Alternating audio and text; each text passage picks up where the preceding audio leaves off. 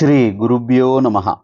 தெய்வத்தின் குரல் மூன்றாம் பகுதி, நிறைவு தொகுப்பு, மங்கள ஆரத்தி. 309வது தலைப்பு, சீதாராமருக்கும் பக்கபலம். தொடர்ச்சி. தாம் செய்வதெல்லாம் ராமர் போட்ட பிச்சையே, சீதாதேவியின் அனுக்கிரக லேச்சமே என்றுதான் ஆஞ்சநேயர் நினைத்தார். சாகர தரணமும் லங்கா தகனமும் தன் காரியமென்று லோகம் கொண்டாடுகிறதே, நிஜத்தில் அவருடைய நாமம் தாரக நாமம் அல்லவா தரணம் பண்ணுவித்தது? அவளுடைய சோகமே அல்லவா தகனம் பண்ணிற்று என்றே நினைத்தார். தங்கள் காரியத்துக்கு நம்மையும் பிரயோஜனப்படுத்தி கொண்டார்களே என்று சீதாராமர்களிடம் ஒரே நன்றி, தீர்க்க முடியாத நன்றி கடன் பட்டிருப்பதாகவே நினைத்தார்.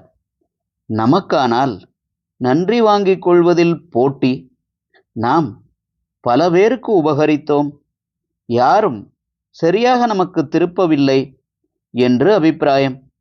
சீதாராமர்களுக்கும் ஆஞ்சநேயருக்குமோ பரஸ்பரம் மற்றவரால் தான் தங்களுக்கு பலம், அவருக்கு தாங்கள் பிரத்யுபகாரமே பண்ணி முடியாது என்று அபிப்பிராயம். இது இராமாயணத்திலே நமக்கு ஒரு பெரிய பாடம். மகாபலம் பொருந்தின ஆஞ்சநேயர் அந்த பலத்துக்கெல்லாம் மூலம் ராமச்சந்திரமூர்த்தியே என்று தனக்கு எத்தனை பலமோ அதைவிட அதிகம் பணிவுடன் வினயத்துடன் இருந்தார். பலமும் பணிவும் சாதாரணமாக நேரெதிராக இருப்பவை.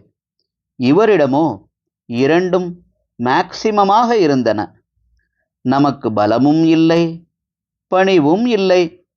அவரை போல நல்ல காரியங்களை சாதிப்பதற்கான பலத்தை நமக்கு தந்து, ஆனால் அந்த பலத்தினால் அகங்காரப்படாமல் அது ராமனின் பிரசாதமே என்று உணர்ந்து அதை ராமார்ப்பணமே செய்யும் புத்தியை நமக்கெல்லாம் அவர் அனுக்கிரகிக்க வேண்டும்.